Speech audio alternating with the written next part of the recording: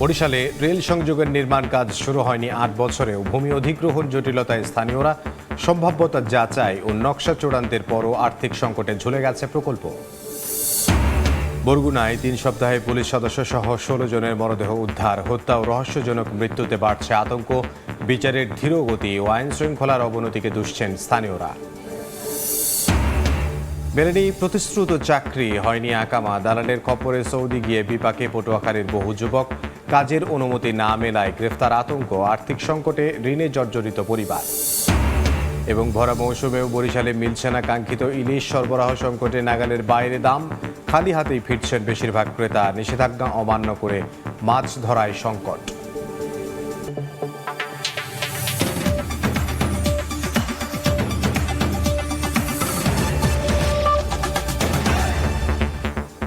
আমন্ত্রণ সময় সংবাদের নিয়মিত আয়োজন বিভাগীয় সময়ে থাকছে সপ্তাহের ৭ দিন ভিন্ন ভিন্ন বিভাগের সংবাদ নিয়ে। আজ থাকছে বরিশাল বিভাগ, সঙ্গে আছে আমি ইমদাদুল হক। ভাঙা বরিশাল কুয়াকাটা রেলপথ নির্মাণে ৮ বছর আগে বরিশালে ভূমি অধিগ্রহণের পরিকল্পনা করা হয়। যেসব স্থান দিয়ে রেল লাইন ও স্থাপনা নির্মাণের কথা ছিল সেসব ভূমিতে দেয়া হয় বিক্রি ও সংস্কারের নিষেধাজ্ঞা।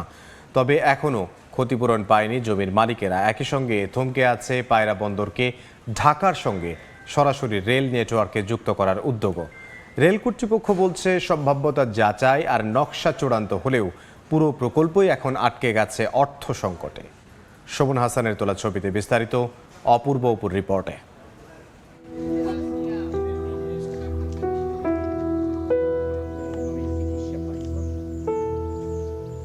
সুলতান খান জীবন শয়নে সন্তানদের সঙ্গে বসবাসের স্বপ্ন আটকে আছে রেললাইন প্রকল্প সংশ্লিষ্টদের দেয়া লাল রঙের নম্বরে। রেললাইনের জমি অধিগ্রহণের তালিকায় নাম ওঠায় নিজের বাড়িটি না পারছেন বিক্রি করতে, না পারছেন নতুন করে সাজাতে। কাস্টমার রেল লাইনে নেবে, রেল লাইনে লই যাবে আর কিনবো।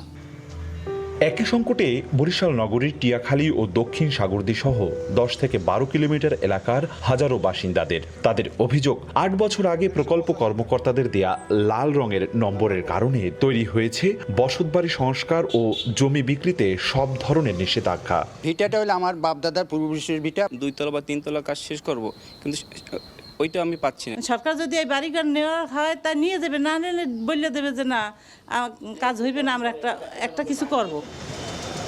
ভাঙা থেকে কুয়াকাটা রেলপথটি বরিশাল জেলার বিভিন্ন স্থান হয়ে এগিয়ে যাওয়ার কথা রয়েছে পটুয়াখালীর দিকে। দক্ষিণ অঞ্চলের রেল লাইনে যুক্ত করতে ৫,৬০০ একর জমির এই মহাপরিকল্পনায় ১৯টি স্টেশন আর একটি জংশন সমৃদ্ধ এই মেগা প্রকল্পের প্রাথমিক বাজেট ৪১,২০০ কোটি টাকা। ব্যয় যখন বেড়ে যাবে তখন দেখা যাবে এটার বাস্তবায়ন যোগ্য থাকে কিনা আমরা আশঙ্কা করছি সেখানেও। রেল কর্তৃপক্ষ বলছে সম্ভাব্যতা যাচাই আর নকশা চূড়ান্ত হলেও পুরো প্রকল্পই এখন আটকে আছে অর্থ সংকটে। Feasibility study and detail design complete হয়েছে, কিন্তু ফান্ডিং এর অভাবে প্রজেক্টটা এখনো শুরু করতে পারেনি গভর্নমেন্ট। ভাঙা থেকে কুয়াকাটা পর্যন্ত ২১৫ কিলোমিটারের যে রেল প্রকল্প নেওয়া হয়েছিল সেটি বাস্তবায়ন করুক এই সরকার, যার মধ্য দিয়ে আকাশ, নৌ, সড়ক যোগাযোগের মতোই রেল খাতেও যোগাযোগ স্থাপন হবে এক মাইল ফলক। অপূর্ব অপু, সময় সংবাদ, বরিশাল। এ বিষয়ে বিস্তারিত আলোচনা করতে বরিশালে আছেন সহকর্মী অপূর্ব অপু। তার সঙ্গে আলোচনায় যুক্ত হবেন বিআরটিএ বরিশাল বিভাগীয় পরিচালক জিয়াউর রহমান। আমরা সরাসরি যাব আলোচনায়। দেখুন, আপনি জানেন যে রাজধানী ঢাকা থেকে বরিশালে আসার জন্য আকাশপথ রয়েছে, নৌপথ তো রয়েছে, সাথে সড়কপথ তো আছেই জানেনি। যেটি নেই সেটি হচ্ছে রেলপথ। ৮ বছর আগে উদ্যোগ নেওয়া হয়েছিল, কিন্তু সেটি এখন কার্যত থমকে রয়েছে। আমরা বিষয়ে বিস্তারিত জানতে চাই বিআরটি এর বরিশাল বিভাগের যিনি দায়িত্ব রয়েছেন জিয়াউর রহমান, তিনি আমাদের সাথে যুক্ত হয়েছে। আপনাকে সময় দেওয়ার জন্য ধন্যবাদ। আপনি যদিও রেল মন্ত্রণালয় নয়, তবে যোগাযোগ বিশেষজ্ঞ হিসেবে আপনি সুনাম রয়েছে। জানতেই চাচ্ছি এই রেলের প্রকল্পটির কি অবস্থা, তথ্য আপনার কাছে কি রয়েছে? ধন্যবাদ। আপনি জানেন যে দক্ষিণবঙ্গের প্রবেশদ্বার বলতে ফরিদপুর থেকে এই বরিশাল হয়ে কুয়াকাটা রোডটা বোঝায়। তো এখানে পদ্মা সেতু চালু হওয়ার পর থেকে এই রোডে কিন্তু প্রচুর চাপ বেড়েছে। তো সেই লক্ষ্যে কিন্তু এই প্রজেক্টটা নেওয়া হয়েছিল যে এই অঞ্চলের মানুষ অন্তত রেল লাইনে যাতায়াত করবে। কারণ আপনি জানেন যে রেল লাইনে যাতায়াত করলে এক হচ্ছে মানুষ আরামদায়কভাবে যাতায়াত করতে পারে, কম টাকায় যাতায়াত করতে পারে, এবং পাশাপাশি সড়কের উপর চাপটা কমে। কারণ এই অঞ্চলে কিন্তু একমাত্র দুর্ঘটনা ঘটা বলেন কিংবা পদ্মা সেতু চালু হওয়ার পর থেকে গাড়ির আধিক্য বলেন সব কিছু বেড়েছে এই ফরিদপুর থেকে এই কুয়াকাটা রোড পর্যন্ত। আবার কুয়াকাটা কিন্তু একটা পর্যটন কেন্দ্র। তো সব মিলে যদি এই অঞ্চলে এই যে রেল সেতু রেল প্রকল্প যেটা নেওয়া হয়েছিল, সেটা আমি যতটুকু জেনেছি যে প্রকল্পটা হাতে নেওয়া হয়েছিল, অনেক দূর এগিয়েছিল। এইটা বর্তমানে এটা নামকে আলোর মুখ দেখেনি। তো আমি এই অঞ্চলের একজন সরকারি, আমি এটা প্রশ্ন করতে চাই, আলোর মুখ তো দেখিই নেই, সেই সাথে সাথে সরকার থেকে যে সমস্ত জমি অধিগ্রহণ করা হবে বলে স্থানীয় বাসিন্দাদের বাড়িতে বাড়িতে লাল কালি দিয়ে চিহ্নিত করা হয়েছে, সেই মানুষরা কিন্তু না পারছে সেই জমি বিক্রি করতে, না পারছে সেই সমস্ত জমির কোনো সংস্কার কাজ করতে, তারা তো ভোগান্তিতে রয়েছে। আপনারা কি কোনো বিষয়ে কথা বলেন কারোর সাথে? ধন্যবাদ। হ্যাঁ, আমাদের কাছে আপনি যেমন সাংবাদিক হিসেবে অনেকে আপনার কাছে আসে, আমাদের কাছেও মাঝে মাঝে আসে যে রেল লাইনে, আমরা যেহেতু এখানে রেল ডিপার্টমেন্টের কোনো প্রতিষ্ঠান নাই, তো আলটিমেটলি রোডসের কাছে যায় কিংবা বিআরটির কাছে আসে। তো আমাদের কাছে এরকম অনেকেই আসেন যে এই প্রকল্পটা এই হবে না। তখন আমরা খোঁজ নিয়ে জানতে পেরেছি যে এই প্রকল্পগুলো কেন জানি মানে কাজটা আপাতত স্থবির অবস্থায় আছে। তো স্থবির হয়ে অবস্থা থাকলেও আমাদের বক্তব্য হলো, এই অঞ্চলে যেহেতু আমি একজন প্রতিনিধি হিসেবে, সরকারি প্রতিনিধি হিসেবে বলতে পারি যে হচ্ছে এই অঞ্চলে পদ্মা সেতু চালু হওয়ার পরে প্রচুর পরিবহনের চাপ বেড়েছে এই ফরিদপুর থেকে কুয়াকাটা রোডে। তাছাড়া দক্ষিণবঙ্গের প্রবেশদ্বার বলা হয় এই রোডটাকে, কারণ এই রোড দিয়ে কিন্তু পিরোজপুর, ঝালকাঠি, এদিকে বরগুনা, ইদানিং চালু হয়েছে সাতক্ষীরা, খুলনার মতো গাড়িও কিন্তু এই রোড দিয়ে যাতায়াত করে।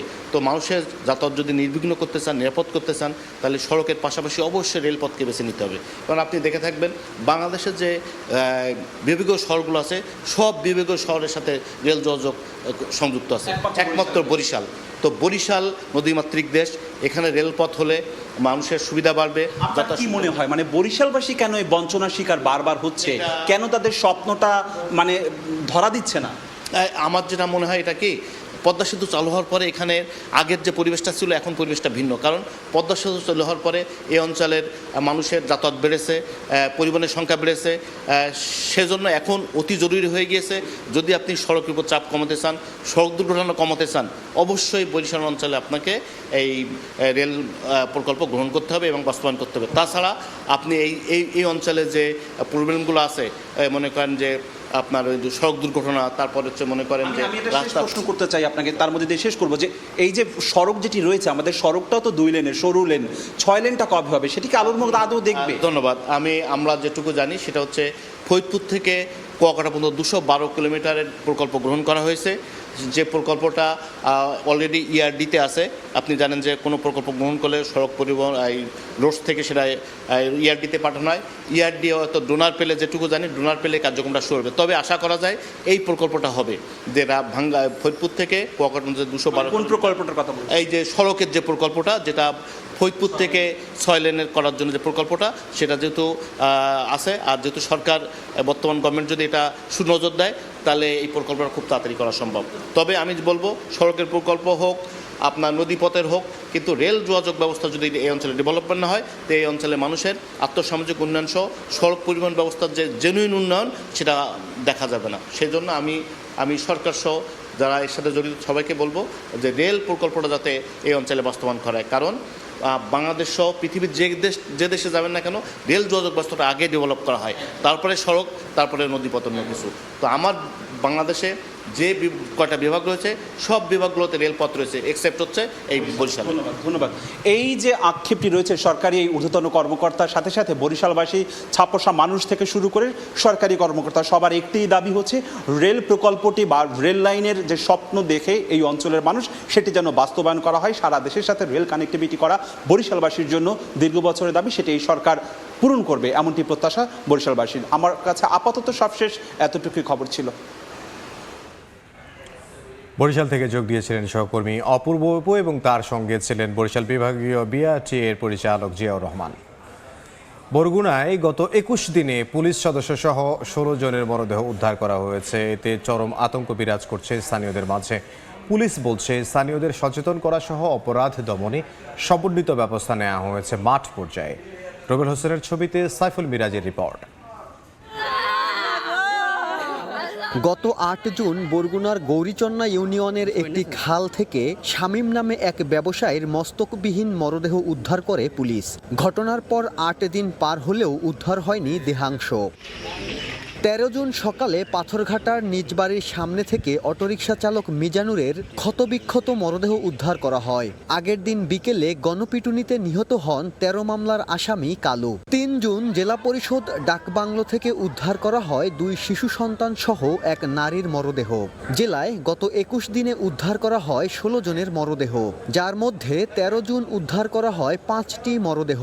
সবশেষ 14 জুন সকালে তালতলী থানা পুলিশের ব্যারাক থেকে উদ্ধার করা হয় এক কনস্টেবলের মরদেহ। একের পর এক মরদেহ উদ্ধারের ঘটনায় আতঙ্কিত বাসিন্দারা। আমরা যাই যে দেখা ধরছি ওই জায়গায়, হেই এর কিছুক্ষণ পর যাই লাশটা পাই, হেই হইতে আর শফিকেরে আমরা দেখিনি। এই দুদুরে গুড়াগাড়ার উপরিতে যে এইরকম কাজ করছে আইনও জানি এর বিচার করে, আমরা এই বিচার চাই। আইন শৃঙ্খলা বাহিনী এই আসামিদেরকে গ্রেপ্তার করে আইনের আওতায় নিয়ে আসুক। সুস্থ একটা তদন্ত কইরা তার বিচার খুব শিগগিরই এটার একটা ফলাফল যেন আমরা পাই। মামলার বিচার কার্যে ধীরগতি, আইনশৃঙ্খলা পরিস্থিতির অবনতি ও সচেতনতার অভাবে জেলায় অস্বাভাবিক মৃত্যুর ঘটনা বাড়ছে বলে দাবি সচেতন নাগরিকদের। কোর্ট অত্যন্ত সচেতন এবং বিচার ব্যবস্থা, কোর্টে ক্রিমিনালদের ব্যাপারে কোর্টও জিরো টলারেন্স। আমরা রাষ্ট্রের যারা দায়িত্বে আছি তারাও জিরো টলারেন্স আছি। আইনশৃঙ্খলা বাহিনীর যে পদক্ষেপ যেটা নেওয়া জরুরি সেটা কিন্তু আমরা দেখছি না। তবে পুলিশ বলছে জেলা জুড়ে আইনশৃঙ্খলা পরিস্থিতি স্বাভাবিক রাখার পাশাপাশি স্থানীয়দের সচেতন করতে চলছে বিশেষ অভিযান ও তৎপরতা। রাতেও কিন্তু আমাদের টিমগুলি প্রত্যেকটা মহল্লায়, প্রতিটা গ্রামে, যে জায়গাগুলোতে এই যে চিহ্নিত সন্ত্রাসীদের বসতি বা বাড়ি বা ডাকাতদের বসতি বা বাড়ি, প্রত্যেকটা জায়গায় কিন্তু আমরা অভিযান পরিচালনা করছি।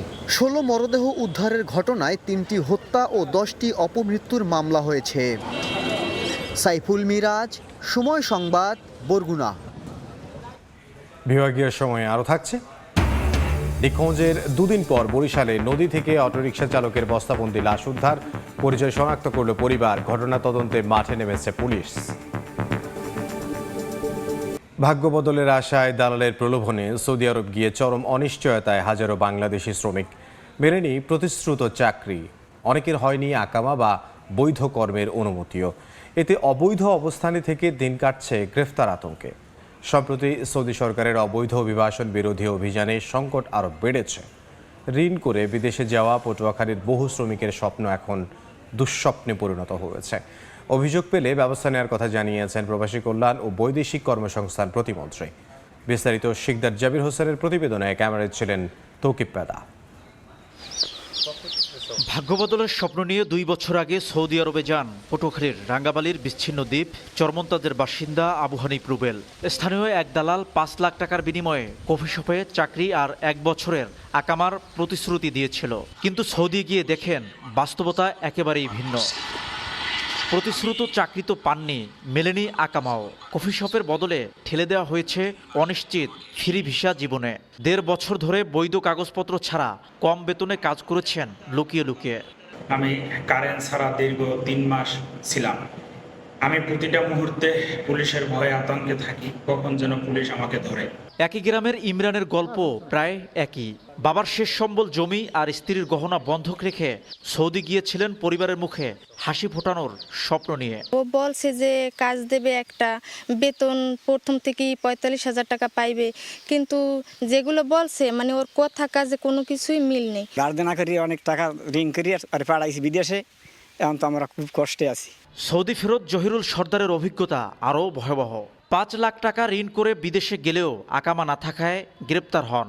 3 মাস কারাভোগের পর দেশে ফিরেছেন নিঃস্ব হয়ে। সৌদি আরব যাইয়া এই দালালের চক্রতে আমার সংসারটা, আমার ফ্যামিলিটা ধ্বংস হয়ে গেছে। পটুয়াখালীর কয়েকশো শ্রমিক দালালের খপ্পরে পড়ে একই পরিস্থিতির শিকার হয়েছেন। 4,70,000 টাকা যাইতে দিছি, এখন আমার ছেলের নিয়ে আজ 2 বছর হয়ে গেছে, এখন পর্যন্ত কোনো আকামা দিতে পারে নাই। তবে সুনির্দিষ্ট অভিযোগ পেলে প্রতারণাকারী এজেন্সির বিরুদ্ধে ব্যবস্থা নেওয়া হবে বলে জানালেন প্রবাসী কল্যাণ ও বৈদেশিক কর্মসংস্থান প্রতিমন্ত্রী। আকামা এইখান থেকেই সিদ্ধান্ত নিয়ে যাওয়া উচিত যে যিনি যাবেন তার টাকায় করবেন, কিংবা তার দায়িত্ব ওইখানে যে কোম্পানি করবে তাদের সাথে সেই ধরনের একটা এনশিওর হওয়া দরকার যে আসলে কোম্পানি করতেছে কিনা। বর্তমানে সৌদি আরবে প্রায় 35 লাখ বাংলাদেশি কর্মরত। শিকদার জাবির হোসেন, সময় সংবাদ, পটুয়াখালী। বরিশালে নিখোঁজের 2 দিন পর নদী থেকে এক অটোরিকশা চালকের বস্তাবন্দি মরদেহ উদ্ধার করা হয়েছে। সকালে কালিজিরা নদীর পূর্ব পাড়ে বস্তায় মরদেহ ভাসতে দেখেন স্থানীয়রা। খবর পেয়ে পুলিশ লাশটি উদ্ধার করে শেরি বাংলা মেডিকেলের মর্গে পাঠায়। স্বজনদের দাবি, শনিবার সকালে সদর উপজেলার মকরকাছি এলাকার বাসা থেকে অটোরিকশা নিয়ে বের হন নাজমুল হোসেন। এরপর থেকে নিখোঁজ ছিলেন তিনি। এই ঘটনায় এয়ারপোর্ট থানায় একটি সাধারণ ডায়েরি করা হয়।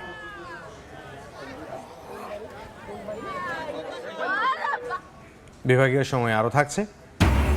তেঁতুলিয়া নদীর ভাঙনে ভোলায় গৃহহীন 5 শতাধিক পরিবার, ঝুঁকিতে দিন কাটছে হাজারো মানুষের। বালু উত্তোলন বন্ধ করা সহ ভাঙন প্রতিরোধে ব্যবস্থা নেওয়ার আশ্বাস। বরিশালে পাচারের সময় 13 ব্যারেল গলদা চিংড়ির রেণু উদ্ধার করা হয়েছে, তবে ঘটনায় কাউকে আটক করা যায়নি। গতরাতে জেলার দোয়ারিকা শিকারপুর সেতু টোল প্লাজায় অবস্থান নেয় পুলিশ। এ সময় সন্দেহ হয় একটি ট্রাককে থামার নির্দেশ দেওয়া হয়। ট্রাকটি থামিয়ে পালিয়ে যায় চালক। পরে তল্লাশি চালিয়ে 13 ব্যারেল বোঝায় গলদা চিংড়ির রেণু উদ্ধার করা হয়। পরে কীর্তনখোলা নদীতে রেণুগুলো অবমুক্ত করা হয়। বন সংরক্ষক ও বন কর্মকর্তার যোগসাজশে পটুয়াখালী উপকূলের সংরক্ষিত বনাঞ্চল ঘিরে লাখ লাখ টাকা বাণিজ্যের অভিযোগ উঠেছে। প্রভাবশালীদের হাতে জিম্মি জেলে ও পশুপালনকারীরা। সরকারের আদেশ বৃদ্ধাঙ্গুলি দেখিয়ে প্রবাহমান খালে দেয়া হচ্ছে বাঁধ। তবে অনিয়ম ও দুর্নীতিতে জড়িতদের বিরুদ্ধে ব্যবস্থা নেওয়ার কথা জানিয়েছে বন বিভাগ। সুজন দামের ছবি ও মোহাম্মদ মনির হোসেন বাদলের তথ্যে রিপোর্ট। অনিয়মই যেন নিয়ম হয়ে উঠেছে পটুয়াখালীর দশমিনা উপজেলার চরহায়দার, লালচর ও আলগাচরের সংরক্ষিত বনাঞ্চলে। অর্থ ও দলীয় ক্ষমতার জোরে বন কর্মকর্তাদের ম্যানেজ করে এসব বনাঞ্চল ব্যবহারের মাধ্যমে লাখ লাখ টাকা হাতিয়ে নিচ্ছে বনখেকোরা।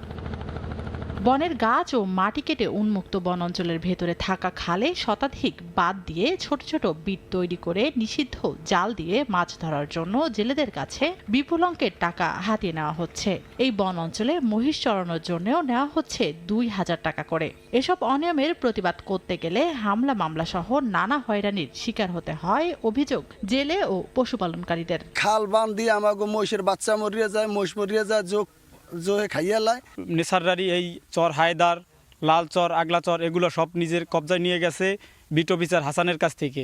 ফরেস্ট অফিসার এরা গাছ কাটিয়ে তারপরে আমার নামে মিথ্যা মামলা দিয়ে আমাদেরকে হয়রানি করতে আছে। সরকারের গাছ কেটে ফরেস্টের মাধ্যমে এই বাঁধে এই গাছগুলি ব্যবহার করছে এবং লক্ষ লক্ষ হাজার হাজার ধারা নদীর মধ্যে এই গাছ কেটে ধারা দিয়ে রাখছে। চায়না দুয়ারি এবং বাঁধ দিয়ে মাছ ধরা অবশ্যই এটা মৎস্য সম্পদের জন্য ক্ষতিকর একটা বিষয়। বন কর্মকর্তার দাবি, বনাঞ্চল কাউকে মৌখিকভাবে লিজ দেওয়া হয়নি।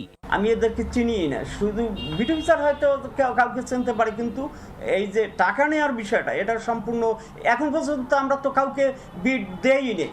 তবে খালগুলো দ্রুত অবমুক্ত করা সহ অভিযোগের বিষয়ে তদন্ত করে ব্যবস্থা নেওয়ার আশ্বাস দিয়েছেন সহকারী বন সংরক্ষক। ভবিষ্যতে যাতে এরকম কোনো কিছু না হয় তার জন্য আমরা স্থানীয় প্রশাসন এবং বন বিভাগ সবাই মিলে আমরা এই ব্যাপারে সতর্ক থাকব। পটুয়াখালীর চরহায়দার, লালচর ও আলগাচরের সংরক্ষিত বনাঞ্চলের আয়তন 2295 একর। সময় সংবাদ, পটুয়াখালী। প্রিয় দল, আর্জেন্টিনার জন্য শুভকামনা জানিয়ে শোভাযাত্রা করছেন ভোলার বোরহানউদ্দিন উপজেলা আর্জেন্টাইন সমর্থকরা। সরাসরি যুক্ত হচ্ছেন সহকর্মী নাসির উদ্দিন লিটন।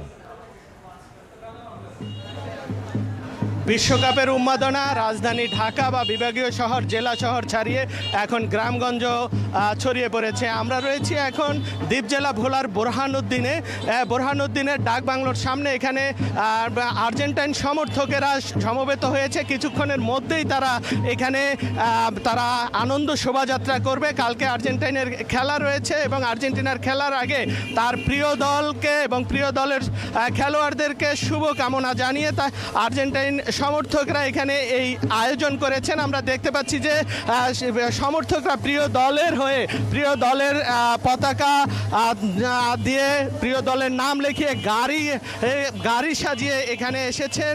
আমরা যাদেরকে দেখতে পাচ্ছি এখানে যে এরা অসংখ্য তরুণেরা এখানে সমবেত হয়েছেন। আরও কিছুক্ষণ পরে তাদের শোভাযাত্রা আসলে বের হওয়ার কথা রয়েছে, কিন্তু তার আগেই আমরা দেখতে পাচ্ছি যে দলে দলে এখানে আর্জেন্টিনার সমর্থকেরা সমবেত হয়েছে।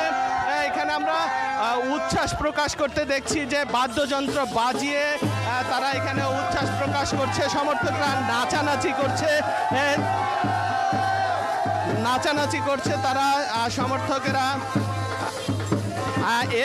এই স্থানেই একদিন আগে ব্রাজিল সমর্থকেরা তারা তাদের প্রিয় দল ব্রাজিলের সমর্থনে আনন্দ শোভাযাত্রা, মোটর শোভাযাত্রা করেছিল। তার পরবর্তী একদিন পরেই এখানে আমরা এই উচ্ছ্বাস দেখতে পাচ্ছি আর্জেন্টিনার সমর্থকদের। তারা আসলে এখানে এখন সমবেত হচ্ছে বেলা 4টা নাগাদ।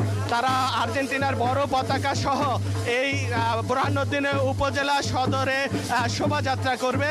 আমরা সেই শোভাযাত্রার অপেক্ষায় রয়েছি। এখানে সমবেত হচ্ছে গ্রামগঞ্জ থেকে অনেক আর্জেন্টিনার ভক্তরা। তো এখন পর্যন্ত বুরহানুদ্দিন থেকে আমার কাছে এই ছিল শোভাযাত্রার সর্বশেষ খবর।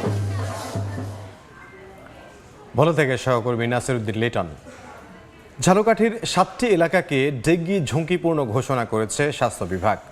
এসব এলাকার বাসিন্দাদের অভিযোগ, জলাবদ্ধতা নিরসন, মশক নিধন ও পরিচ্ছন্নতায় নেই পৌরসভার কোনো উদ্যোগ। এ বিষয়ে ব্যবস্থা নেওয়ার কথা জানিয়েছে জেলা প্রশাসন। পলাশ রায়ের পাঠানো তথ্য ও ছবিতে রিপোর্ট। বর্ষা মৌসুম আসতে না আসতেই ঝালকাঠিতে বাড়ছে ডেঙ্গু উপসর্গ নিয়ে হাসপাতালে রোগী ভর্তির সংখ্যা। এ কারণে জেলা শহরের 7টি স্থানকে ঝুঁকিপূর্ণ হিসেবে চিহ্নিত করেছে স্বাস্থ্য বিভাগ। এসব এলাকার বাসিন্দারা বলছেন, একটু বৃষ্টি হলেই তৈরি হয় জলাবদ্ধতা। দাবি, পরিষ্কার পরিচ্ছন্নতা ও মশক নিধনে নেই পৌরসভার কোনো উদ্যোগ। এতে বেড়েই চলেছে ডেঙ্গুর ঝুঁকি। শুধু ডেঙ্গু আর ডেঙ্গু, প্রতি বাসায় খুব অসুবিধা হইতেছে। বাচ্চারা তো বেশি আক্রান্ত হইতেছে, যে ডেঙ্গুর প্রভাবে তো আমরা এখন অস্থির। 5 বছর 6 বছর আগে আজকে যা দেখছি যে চতুর্দিকে ডেঙ্গু এক্সের ওষুধ দিয়েছে, এখন কোনো ওষুধ দিতে না। শহরের ডেঙ্গু ঝুঁকিপূর্ণ এলাকাগুলোতে মশক নিধন সহ পরিচ্ছন্নতায় পৌরসভাকে নির্দেশ দেওয়া হয়েছে বলে জানিয়েছেন জেলা প্রশাসক। কোথায় থেকে আসলে এটা উৎপত্তিটা বেশি হচ্ছে সেটা চিহ্নিত করা এবং সে অনুযায়ী একটি কম্বিং অপারেশন করে সেটাকে যাতে একেবারে নির্মূল করা। কারণ আপনারা জানেন প্রিভেনশন ইজ বেটার দ্যান কিউর। তো আমরা সেই উদ্দেশ্যেই সংশ্লিষ্ট সকলকে নিয়ে একসাথে কাজ করব। সিভিল সার্জন জানান, এখনও তৈরি হয়নি আশঙ্কাজনক পরিস্থিতি, তবে ডেঙ্গু প্রতিরোধে সচেতনতা বাড়ানোর তাগিদ এই কর্মকর্তার। স্বাস্থ্য বিভাগের পক্ষ থেকে, প্রশাসনের পক্ষ থেকে সবাই মিলে আমরা ওখানে একটা টাস্ক প্রোগ্রাম করা যায় কিনা, যে জলাবদ্ধতা যেখানে আছে সেগুলি পরিষ্কার পরিচ্ছন্ন করে আমরা এটার প্রাদুর্ভাব কমাবো ইনশাল্লাহ। ঝালকাঠি পৌরসভায় মোট জনসংখ্যা প্রায় 70,000। এর মধ্যে অর্ধেকের বেশি মানুষের বসবাস ডেঙ্গু ঝুঁকিপূর্ণ 7 এলাকায়। সময় সংবাদ, ঝালকাঠি। হঠাৎ আবহাওয়া পরিবর্তনের কারণে পিরোজপুর হাসপাতালে বেড়েছে ডায়রিয়া ও নিউমোনিয়া সহ নানা রোগে আক্রান্ত রোগীর সংখ্যা। অতিরিক্ত রোগীর চাপে শয্যা না পেয়ে বারান্দায় বসেই চলছে চিকিৎসা। বিছানা সংকটের কারণে এক বিছানায় 2 থেকে 3 জন রোগী একসঙ্গে চিকিৎসা নিচ্ছেন। রোগীর চাপে চিকিৎসা দিতে হিমশিম খেতে হচ্ছে চিকিৎসক ও নার্সদের। অতিরিক্ত রোগীর চাপের কারণে সঠিক চিকিৎসা সেবা পাচ্ছেন না বলে অভিযোগ রোগীর স্বজনদের।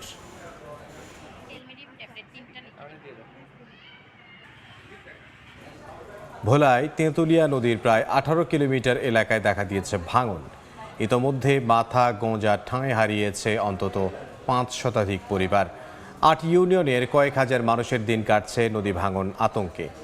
নদী থেকে বালু উত্তোলনে বন্ধ করা সহ ভাঙন প্রতিরোধে ব্যবস্থা নেওয়ার আশ্বাস পানি উন্নয়ন বোর্ডের।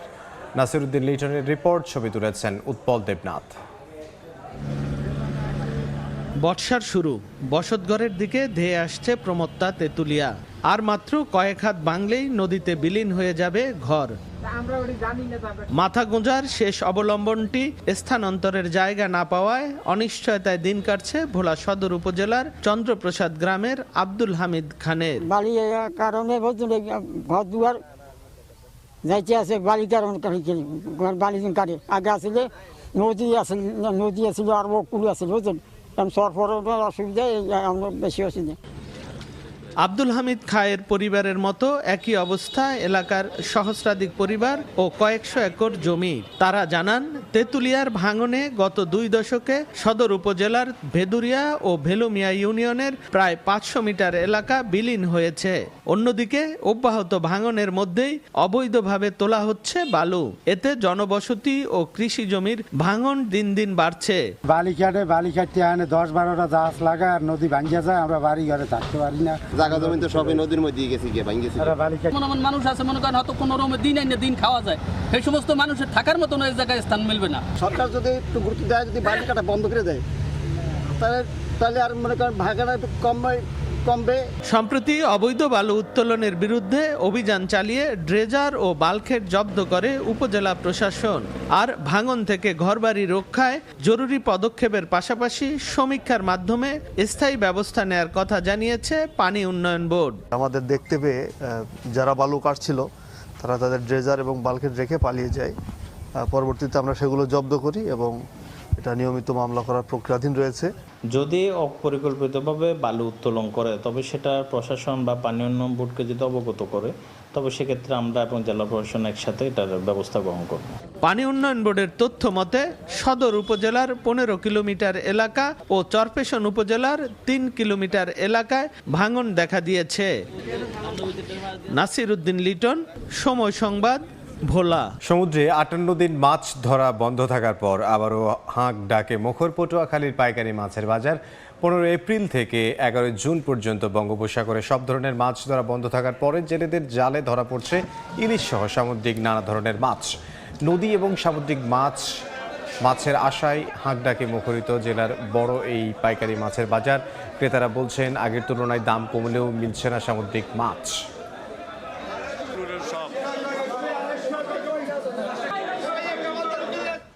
ইলিশের মৌসুমেও তীব্র সংকটে বিপর্যস্ত রূপালী ইলিশের রাজধানী বরিশাল। সরবরাহ ঘাটতি থাকায় 1 কেজি ওজনের ইলিশের দাম ঠেকেছে 2500 টাকায়।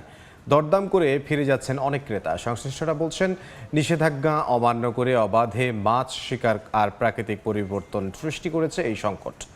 সুজয় দাসের তোলা ছবিতে বিস্তারিত মেহেদী হাসান বাপ্পি রিপোর্টে।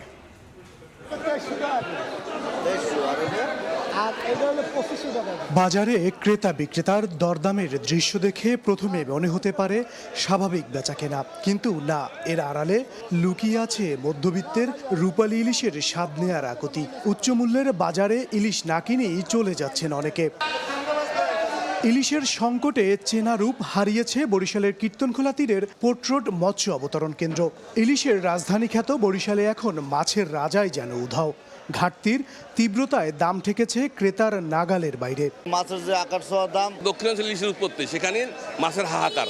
মাছের যে অবস্থা, বাজারে যে দাম, এই উর্দুতে মাছই তো কেনা যাচ্ছে না। ছোট মাছ দিয়ে কিনতে পারি না ইলিশ মাছ, হ্যাঁ দাম বেশি। গরিবের জন্য ইলিশ মাছ খাওয়া যাবে না।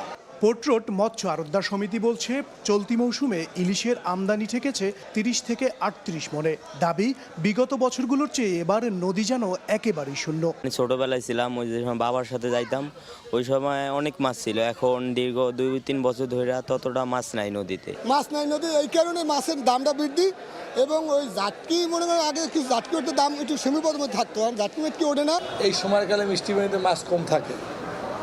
এই আপনি জ্যৈষ্ঠ মাস আষাঢ় মাসের সময় একটু কম থাকে মাছ, হয় আষাঢ়ে 15-20 থেকে কিছু মাছ আমদানি হইতে পারে।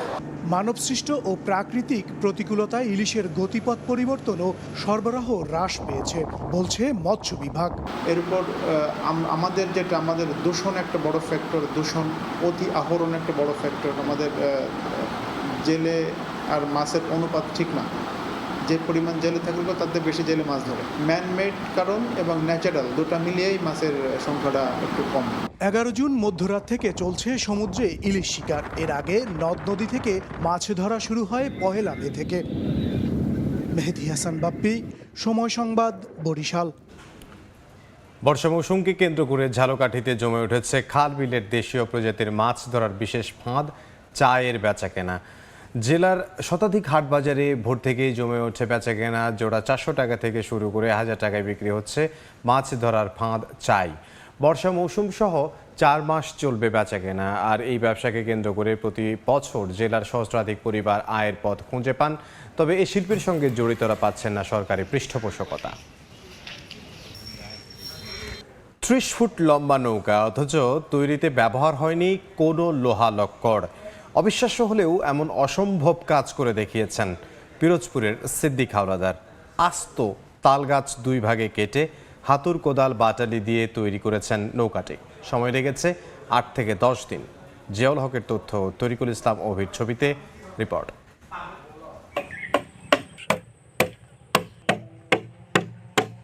30 ফুট লম্বা নৌকা, অথচ তৈরিতে ব্যবহার হয়নি কোনো লোহা লক্কর। অবিশ্বাস্য হলেও এমন অসম্ভব কাজ করে দেখিয়েছেন ৬৫ বছর ঊর্ধ্ব মোহাম্মদ সিদ্দিক হাওলাদার। আস্ত তালগাছ 2 ভাগে কেটে হাতুল, কোদাল, বাটালি দিয়ে তৈরি করেছেন নৌকাটি। সময় লেগেছে 8 থেকে 10 দিন। বাবার কাছে নৌকা বানানো শিখে এমন পেশা হিসেবে নিয়েছেন তিনি। সিদ্দিকের মতে বাজারে তৈরি কাঠের নৌকা 1 বছরের বেশি সময় ব্যবহার করা যায় না, অথচ তালগাছ দিয়ে তৈরি নৌকা 10 থেকে 12 বছর ব্যবহার করা যায়, আর খরচ পড়ে মাত্র 1000 টাকা। এমনি কিনে করবো কি, হ্যাঁ 1 বছর 2 বছর যায়, এর বেশি যাইবে না। এতে মারামত লাগে না, কোনো কিছু লাগে না, খোঁজ লাগে না, কোনো কিছু লাগে না, খালি 10-12 বছর যাইবে। এতে সিদ্দিক স্যার নৌকা বানাচ্ছে, আস্তে তালগাছ দিয়ে এদিক ওদিক যাইবে, মাছ টাছ ধরবে। পিরোজপুরের মাঠবাড়িয়া উপজেলার বাঁশবুনিয়া গ্রামে 40 থেকে 50 বছর ধরে এ ধরনের নৌকা বানিয়ে যাচ্ছেন সিদ্দিক। সময় সংবাদ, পিরোজপুর। বিভাগীয় সময়ের শীর্ষ সংবাদগুলো জানিয়ে দিচ্ছে আরও একবার। বরিশালে রেল সংযোগের নির্মাণ কাজ শুরু হয়নি 8 বছরেও ভূমি অধিগ্রহণ জটিলতায় স্থানীয়রা সম্ভাব্যতা যাচাই ও নকশা চূড়ান্তের পরও আর্থিক সংকটে ঝুলে গেছে প্রকল্প। বরগুনায় 3 সপ্তাহে পুলিশ সদস্য সহ 16 জনের মরদেহ উদ্ধার। হত্যা ও রহস্যজনক মৃত্যুতে বাড়ছে আতঙ্ক। বিচারের ধীর গতি ও আইন শৃঙ্খলার অবনতিকে দুষছেন স্থানীয়রা। এবং মেলেনি প্রতিশ্রুত চাকরি হয়নি আকামা, দালালের খপ্পরে সৌদি গিয়ে বিপাকে পটুয়াখালীর বহু যুবক। কাজের অনুমতি না মেলায় গ্রেফতার, আতঙ্ক। আর্থিক সংকটে ঋণে জর্জরিত পরিবার।